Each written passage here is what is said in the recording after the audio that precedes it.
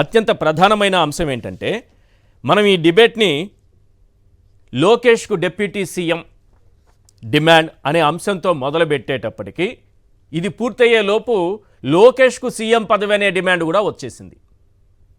అంటే ఆ demand deputy CM నుంచి సీఎం స్థాయికి ఎదిగింది. ఎక్కడా దావోస్లో, అక్కడ ఎక్కడ కాదు. ఎవరు? టీజీ భరత్ రాష్ట్ర మంత్రివర్యులు. చంద్రబాబు నాయుడు గారు ఉండగానే ఆయన సమక్షంలో ప్రజాధనంతో దావోసు పర్యటనకు వెళ్ళి లోకేష్ని సీఎంను చేయాలని, అది కూడా పక్కన చంద్రబాబు నాయుడు గారు ఉన్నప్పుడే వారు మాట్లాడుతున్నారు. పైగా ఇంకో మాట కూడా అన్నారు, ఎవరు ఏమనుకున్నా సరే, పవన్ కళ్యాణ్ ఏమనుకున్నా సరే, పవన్ కళ్యాణ్ అభిమానులు ఏమనుకున్నా సరే, జనసేన అభిమానులు ఏమనుకున్నా సరే, ఇంతకాలం కష్టపడి పల్లకీలు మోసిన వారు ఏమనుకున్నా సరే అనే భావం వచ్చేలా ఆయన మాట్లాడారు. ఒకసారి టీజీ భరత్ గారు ఏమన్నారో ఒకసారి ప్లే చేయండి. ఒక క్లారిటీ ఉందన్నమాట మా పార్టీలో. అండ్ నచ్చినా నచ్చకపోయినా ఎవరికైనా ఫ్యూచర్ ఇస్ లోకేష్ గారు. అండ్ కాబోయే ముఖ్యమంత్రి కూడా మన లోకేష్ గారు ఫ్యూచర్లో. ఒక క్లారిటీ ఉందన్నమాట మా పార్టీలో. అండ్ నచ్చినా నచ్చకపోయినా ఎవరికైనా ఫ్యూచర్ ఇస్ లోకేష్ గారు. అండ్ కాబోయే ముఖ్యమంత్రి కూడా మన లోకేష్ గారు ఫ్యూచర్లో. సరే, ముఖ్యమంత్రిని చేస్తారా, డిప్యూటీ సీఎంని చేస్తారా, అది చంద్రబాబు నాయుడు గారి డిస్క్రిప్షన్కి సంబంధించినటువంటి అంశం. ఆ పార్టీ నిర్ణయం తీసుకుంటుంది, చంద్రబాబు నాయుడు గారు నిర్ణయం తీసుకుంటారు. కానీ ఇది జనసేనకి చాలా ఆగ్రహం తెప్పించింది. మరి డిప్యూటీ సీఎం అన్నప్పుడే పవన్ కళ్యాణ్ని సీఎం చేయండి అని జనసేన నుంచి ఒక డిమాండ్ వినిపించింది.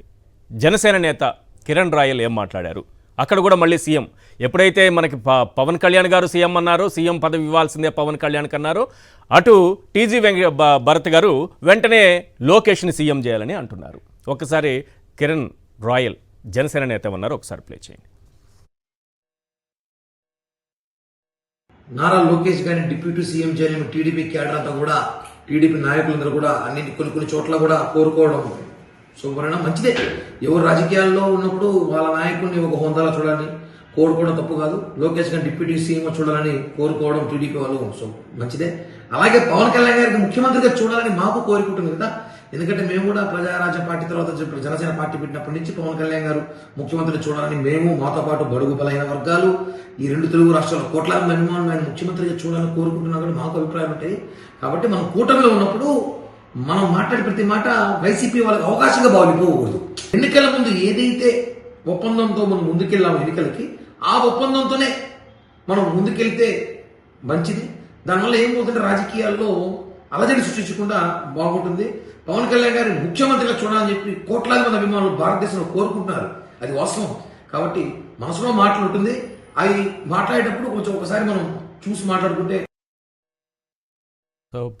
లోకేష్ గారు డిప్యూటీ సీఎం నుంచి సీఎం పదవికి ఎదిగారు, ఇటు డిప్యూటీ సీఎం నుంచి పవన్ కళ్యాణ్ గారు కూడా CM పోస్టుకి ఎదుగుతున్నారు.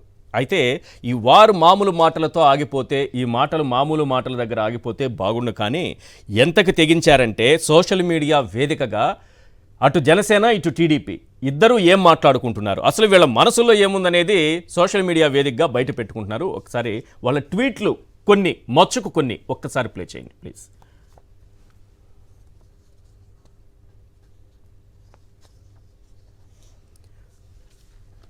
Yes, Lokesh versus Pawan, వీళ్ళ మధ్యలో జనసేన నాయకులు అలాగే టీడీపీ నాయకుల స్ట్రీట్ ఫైట్ ఏ రకంగా ఉంది,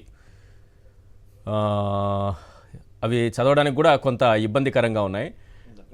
పవన్ కళ్యాణ్కున్న రెస్పెక్ట్ మీకు ఇస్తారు అనుకోమాకండి, పద్ధతి తప్పితే పొట్టు తీసి ఎత్తి అవతల మర్యాదగా ఉండండి. ఇంకా కొన్ని పదాలు అయితే మనం తీసేయడం కూడా జరిగింది, అంత దారుణంగా ఉంది. నెక్స్ట్ బాబు కోసం, ఇది టీడీపీది. నెక్స్ట్ జనసేన వాళ్ళు, ఒరే ఇంజన్ లేని ఇవన్నీ బూతులే, చచ్చినట్టు ఇవ్వాలరా, ఏవో ఉన్నాయి. కేసీఆర్ ఎత్తే అవతల కరకట్ట మీద పడేశారు, జగన్ స్నేహ బ్లాక్లో పడేశారు, అయినా బుద్ధి రాలేదు మీకు, ఇంకా మీరు మారరా అని టీడీపీ వాళ్ళని తిడుతూ జనసేన వాళ్ళు పెట్టినటువంటి ట్వీట్. నెక్స్ట్,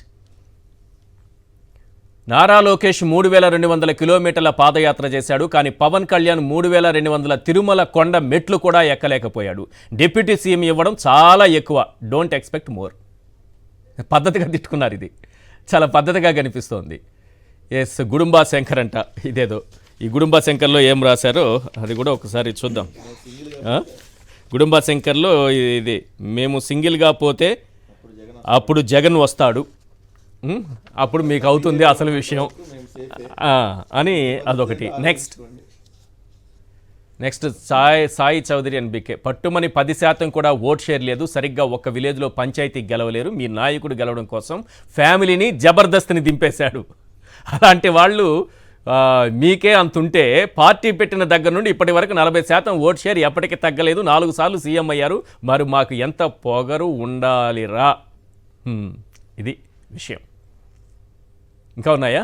తెలుగుదేశం నాయకులు 3 పార్టీల గెలుపు తెరిపిన ప్రభుత్వం లోకేష్ను డిప్యూటీ సీఎం చేయడం కన్నా ప్రభుత్వాన్ని రద్దు చేసి ఎన్నికలకు వెళ్ళి టీడీపీ సొంతంగా పోటీ చేసి లోకేష్ని సీఎం అభ్యర్థిగా ప్రకటించి ప్రజా తీర్పు అడగచ్చుగా, మీకు అంతుంటే ఇప్పుడు మా మీద ఆధారపడి మీరు గెలిచారు అన్నట్టుగా జనసేన నాయకులు పెట్టినటువంటి ట్వీట్ అది. రైట్, ఏదైనా సొంతంగా గెలవడం. Vasu prime journalist, Gulf journalist, ఆయన పెట్టినటువంటిది. ఓ జర్నలిస్ట్ అంటే టీడీపీకి కొంత అనుకూలంగా ఉంటారన్న పేరు ఉన్నప్పటికీ కూడా ఆయన పెట్టింది కొంత ఆలోచింపజేసేలా పెట్టారు.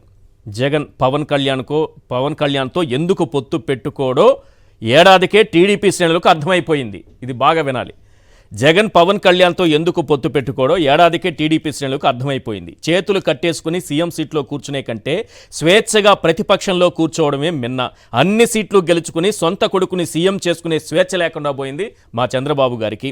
సీఎం మాట అటుంచి డిప్యూటీ సీఎం అన్నా జనసేన వాళ్ళు ఊరుకోవడం లేదు. అసలు ఎవరు పిల్ల పార్టీయో ఎవరు పెద్ద పార్టీయో నాకు అర్థం కావటం లేదని ఆయన ఒక పోస్ట్ పెట్టారు. రైట్, వీటిపైన చర్చిద్దాం.